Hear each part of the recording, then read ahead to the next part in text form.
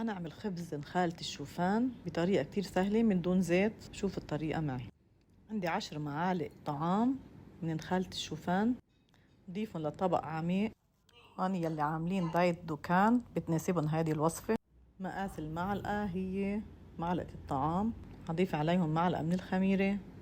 بقدر ضيف عليهم مي فاترة يا اما بغلي كركم زنجبيل قرفة بتركهم ليصيروا فاترين. بضيفهم لفوق لين خالي. بضيف اول تلت كوب بخلطهم، برجع بضيف عليهم تلت الكوب التاني وبقلبهم مع بعض. اذا حبينا نضيف عليهم ملح بنضيف عليهم ملح. انا بحب اعمل الخبزة من دون الملح. بضيف عليهم معلقة من مية الكركم وبعجنهم. بسخن الفرن مسبقا على درجة حرارة 220. بجهز صينية الفرن، بفرشها بورقة الزبدة كرمال إذا فردت العجينة مباشرة على الصينية حتلزق معي، ما حتطلع معي بسهولة. مع ورقة الزبدة حتطلع معي أسهل. بفرد العجينة مباشرة بعد خلطة. بفردهم بهيدي الطريقة بمعلقتين. بغمس المعلقة بالمي وبفردهم، يا إما بلبس كفوف وبفردهم بالكفوف.